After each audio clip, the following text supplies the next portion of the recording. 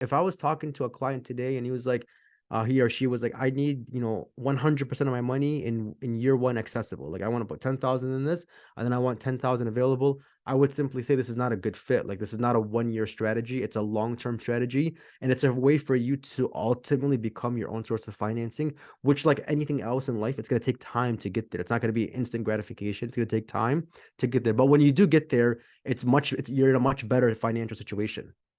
Welcome to the How to Scale Commercial Real Estate Show. Whether you are an active or passive investor, we'll teach you how to scale your real estate investing business into something big. Sarry Ibrahim is a financial specialist, a private money lender, a real estate investor, and a member of the Bank on Yourself organization. Sarry, welcome to the show. Hey, Sam, thank you so much for having me on. I appreciate it. Absolutely, Sarry. There are 3 questions I ask every guest who comes on the show in 90 seconds or less. Can you tell me, where did you start? Where are you now? And how did you get there? Yeah, I started in insurance and financial services about 8 years ago. I found this kind of on accident. I guess like this field found me, particularly using the infinite banking concept. And where I'm at now is I help real estate investors and business owners become their own sources of financing and pretty much take control of their financial lives. That is really interesting. Now, do you focus exclusively on the infinite banking, or do you do more of the holistic wealth kind of picture? What does that look like? Yeah, a little bit of both. So I start off conversations with clients on a holistic perspective. Like I want to get to know the client first, get to know their financial situation. What are they doing for work? What are they doing for business? What are their 10-year, 20-year goals? And then from there, either if infinite banking is a good fit, then we'll merge that with their holistic plan. If not, we definitely have other avenues. Like I have other referral partners. That's the benefit of podcasting, right? I built a pretty big network of general partners, other types of financial advisors who do different niches. So if it's a better fit for the client, I'll definitely recommend them to the other partner, other investor, other professional who can help them with their holistic plan. Right, right. Okay, so you focus, it sounds like, mostly on the infinite banking side of things. Are you a real estate investor yourself? Yeah, definitely. And I use infinite banking for those purposes. So I'm a limited partner and right now in one deal. So I used my infinite banking policy to fund that position. So I borrowed against I had capital already funded in it. And then I borrowed against it, used that borrowed money to as a limited partner. And then now I'm using the distributions from that limited partnership to add back into the policy and then hopefully get it back up to a certain point and then reinvest in another deal. And so when I show clients how to do the same thing. Okay, that's an interesting topic right there, because the insurance policy then is the limited partner, not you, correct? The insurance policy, no, the insurance policy is just a source of capital. So like it's just like going to the bank, like going to a checking account or savings account. It's the similar idea to that. The whole life policy is just a source of capital, and then I take that money out and then I invest in real estate deals. Okay. So you still take title to that limited, or to your limited partner position in whatever, maybe it's a trust, maybe it's your own name, whatever it is, but you Yeah. don't take it. It's not like an IRA where you take it in the title of the IRA custodian, you take it in the title of your name. Yeah, awesome question. Yeah, exactly. Yeah, it's in my name. It's the same thing as if it was me or my LLC or my trust doing so. And you're right, it's not like an IRA. It's actually better in my opinion than an IRA because with an IRA you don't get the depreciation passed through to you. Right. And then in an IRA it's very restrictive, right? Like an IRA it has to be entirely passive. Like you can't be involved at all in that. You can't be actively involved at all. It has to be entirely passive. So Right. I think it's better. I'm still a fan. Having said that, I'm still a fan of using self-directed IRAs for real estate because I think it's better than the stock market. Right. But I think like ultimately it's better to have the cash from life insurance policies because there are no restrictions on what you could do with that money. Right. No, absolutely. That is a nice bonus there for using the infinite banking model. When you Mhm. get distributions, so distributions come, so you borrow the money from your policy, there's you get distributions from that policy, and then you have a choice whether or not to pay back your policy or to just eat the proceeds. Is that right? Yeah, exactly. Yeah, I can take that money, put it back into the policy if I want to, but there's no like there's no like definite payback plan. So like for example, let's just use even numbers. If I borrow like $50,000 from my life insurance policy, it's like an open-ended loan.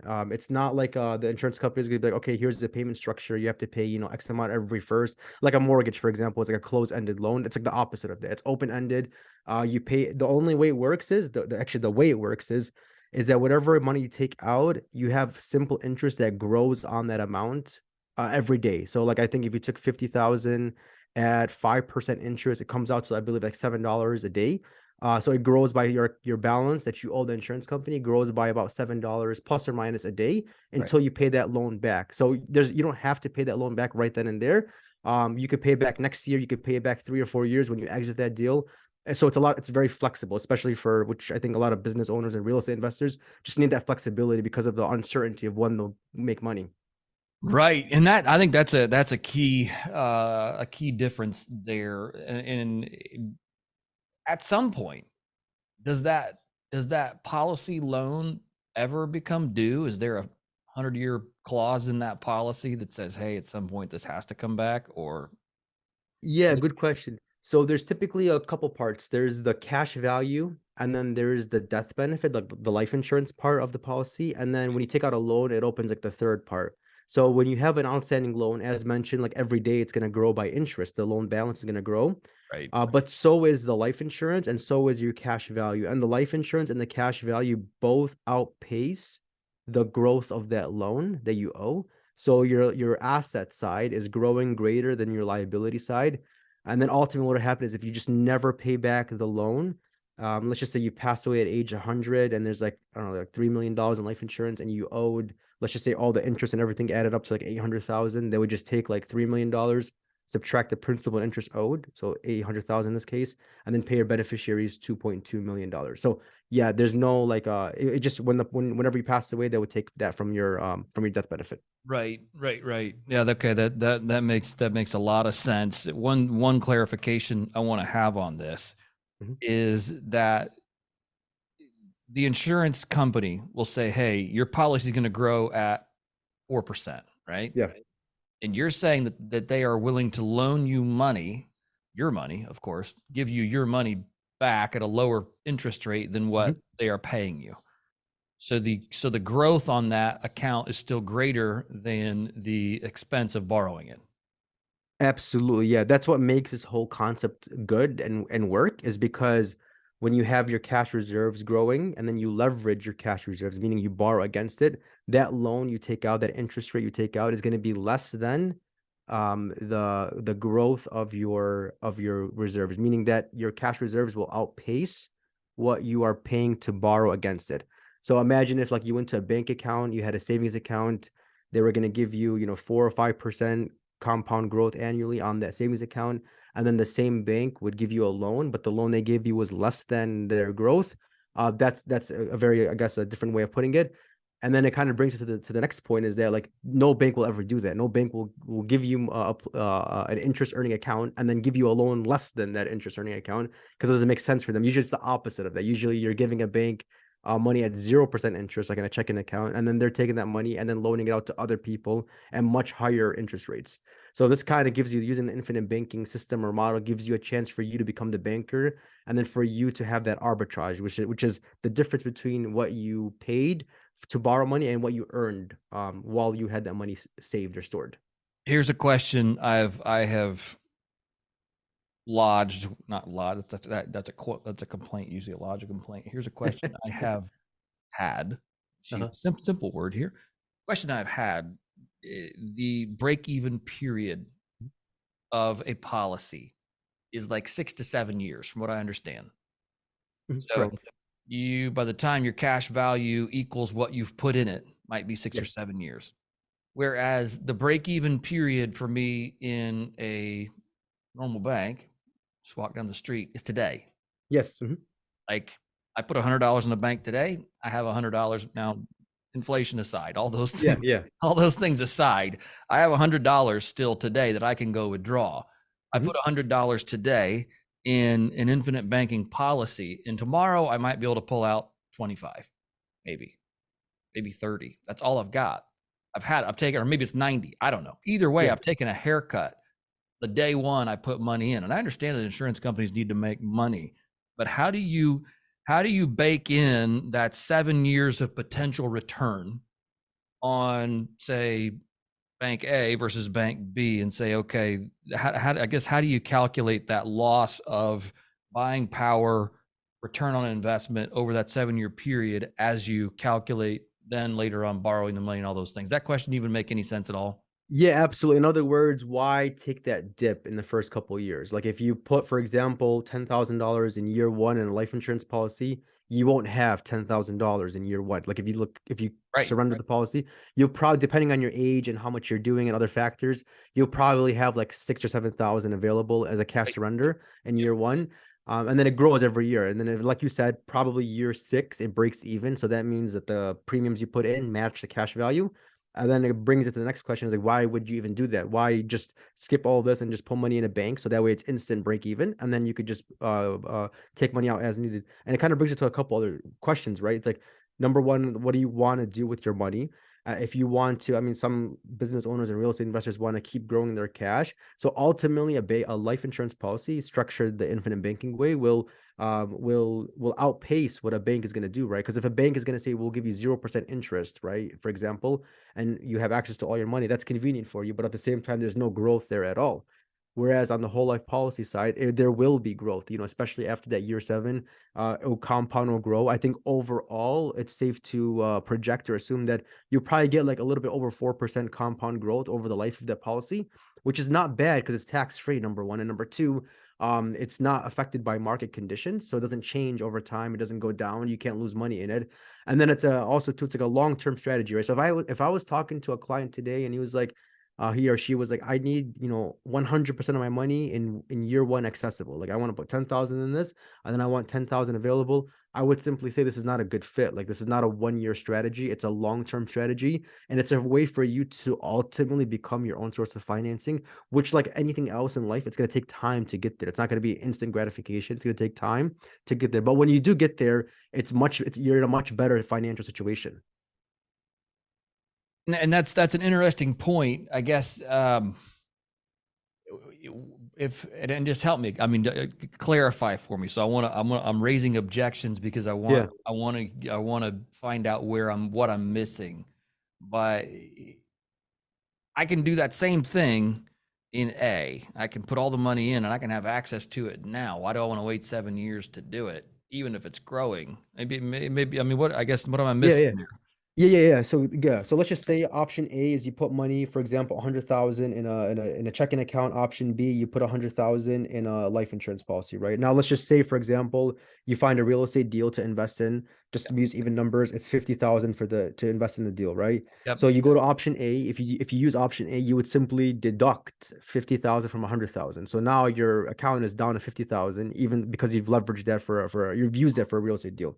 Now in option B, you have 100,000 in the life policy. You borrow $50,000, and then you use that for the real estate deal. Now your 100,000 is still growing. You just borrowed against that money. Your 100,000 keeps growing, and then you take that money, the 50,000, you put that into a real estate deal. Now you have that growing, and then let's just say 5 years later you get back. I don't know. Let's just say $100,000 5 years later. So you doubled your money in 5 years. You take that. Now your life insurance policy grew too at that point. You have cash growth in the life policy, and then you have the growth from the real estate deal, and then now you're able to do that all over again, recycle that money again. Whereas on the cash side, that money's gone now. Like you took 100,000, you subtract 50,000. Yeah, you could put it back into the checking account in option A, but you're not going to get that cash growth. And I think that doing so over time in volume is going to make a big difference. So that's just kind of one way. And then the growth on the option B is tax-free growth. So yeah, that's how I would differentiate the difference between just using like a normal bank account and then using this system. Right. Yeah, because I think the one caveat or the one difference there is that even though the funds have been deployed out of the policy, Mhm. they continue to accrue Mhm. at 4%, call it annualized rate of return. Yeah. Whereas once you've taken the 50 grand out of a bank, it accrues at 0% rate of return. The only thing you get then is a return on the investment that was made. In this case, you get the 4% growth plus you get the return on the investment that was made, and then you can then harvest those proceeds. Yeah. Tell me if I'm wrong here. So let's say you're 50, as you said, maybe it was 3 years or 5 years. I can't remember what number you said Yeah. there. But let's say that 50 then becomes 100 in 3 Yeah. years. I can then, Sam can take that 50 in upside, and I can go do whatever I want with it, and then I just owe the policy back the 50 plus the interest. Yes, exactly. Right. Okay. Okay. Yeah. So it's the growth. It's really the difference between what it costs you to borrow the money and the growth that happens inside of the policy. That's where your upside lies. Yeah, exactly. Okay. Okay. Cool. No, it's interesting. I like that. It's a more advanced strategy. I think it takes a little bit of kind of, a different perspective to understand exactly how that works. Okay, cool. So we've covered some of the more nuances of how infinite banking works. One other objection that I've oftentimes heard is that you don't get to keep the cash value plus the death benefit. So let's use a big number and say you made $1 million. You have $1 million in cash value in your policy, and your policy is a $3 million policy. The insurance keeps the $1 million, and they write you out the death benefit when you die. Is that true or not? Yeah, that is true. However, if you have $1 million in cash value, your death benefit is probably going to be much greater than that. It's probably going to be like 10 or $11 million. So it's a much higher, the death benefit is a much higher amount than the cash value. And then, yeah, you're right. Like the cash value is simply like your equity, and the death benefit is like the market value. So like when you sell a property now, like you don't get the equity and the market value, right? You usually get the market value, the higher amount. Same thing in this situation. So like you would get the much higher amount, usually 10 times more than the cash value. Plus it's there because imagine if you had outstanding loans, it would get tricky for the life insurance company to pay out cash value and then subtract the interest on loans. So it's better to leverage the life insurance overall part when you have the loans. So like in in this example, you have $10 million death benefit. The policy probably will never lapse in that situation because of any outstanding loans. So yeah, to shorten this answer, you get the life insurance, not the cash value and life insurance. Right. And I guess that makes sense. If you had a $10 million policy and you had borrowed that $1 million, they'd give you $9 million when you died. Exactly. Yeah. And if you had $1 million and you have a $10 million, you give $1 million in cash value, and you didn't spend that cash value, but you had a $10 million policy, you'd still get $9 million, right? No, actually you get 10 million. You get the death benefit. Well, like if it's 10 million, you'd get yes, you're gonna have $10 million either way. So in one scenario, you have a $10 million death benefit with $1 million loan. Right. Then it's 10 million minus 1 million. So your beneficiary would get 9. Yep. And then the other example is you have a $10 million death benefit with no loans. Then your beneficiaries would get $10 million.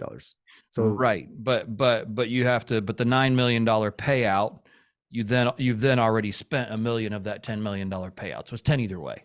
That's the summary. Yeah. Yeah.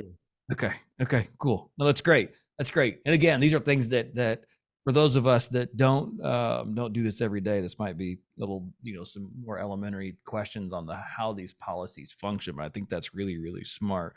What are some advanced strategies that people are using right now inside of these policies that you think are just pretty ingenious? Yeah, so we already talked about using it for real estate deals. Like you could still get the depreciation, you still get the advantage of doing real estate.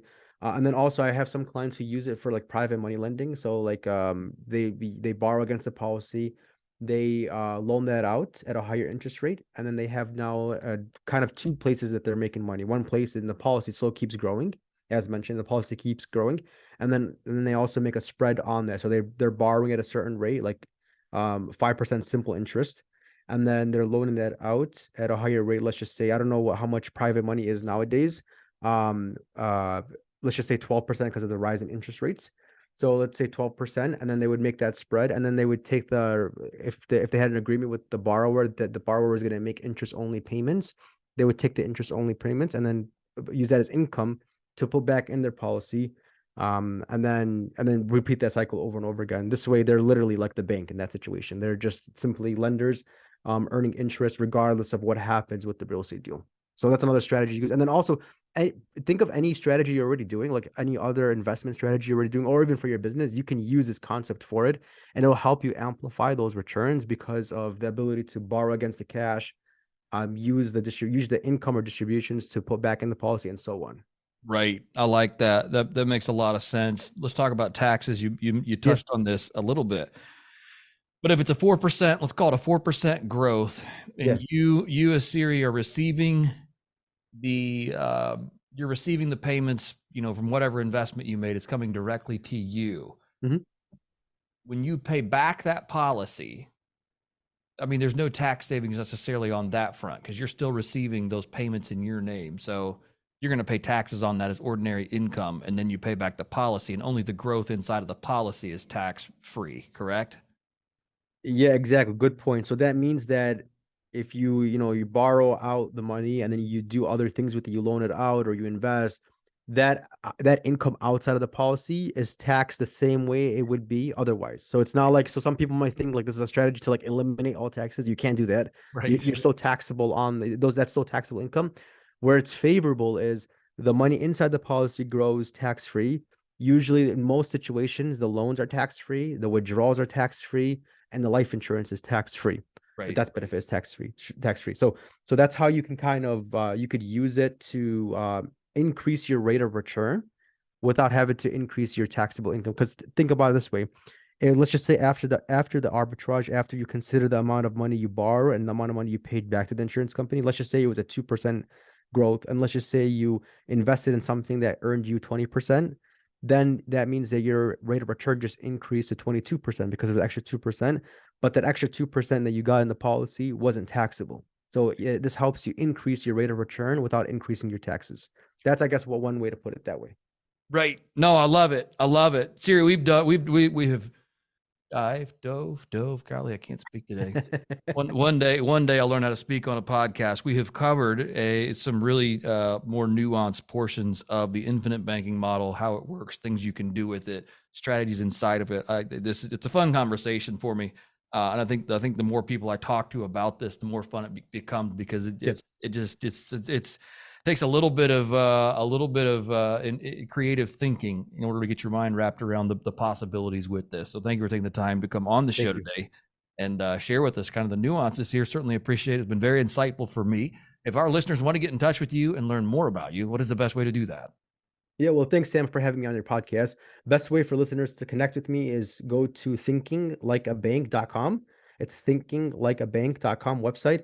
And then you could connect with me, YouTube, LinkedIn, email address, Calendly, all that is found at thinkinglikeabank.com. Thinking like a bank. Yeah. Go ahead. Sorry. Yeah, if you reach out for a free consultation, you go to the website, thinkinglikeabank.com, and schedule a free 15-minute call. I'll send you Nelson Nash's book, Becoming Your Own Banker, for free if you go schedule that appointment. Fantastic. I'm about halfway through that book, so it's certainly a good one there. Siri, appreciate you offering that here to our listeners. Thank you again for coming on the show today. I certainly appreciate it. Thank you. Thanks for having me on. Hey, thanks for listening to the How to Scale Commercial Real Estate podcast. If you can do me a favor and subscribe and leave us a review on Apple Podcasts, Spotify, Google Podcasts, whatever platform it is you use to listen, if you can do that for us, that would be a fantastic help to the show. It helps us both attract new listeners as well as rank higher on those directories. So appreciate you listening. Thanks so much and hope to catch you on the next episode.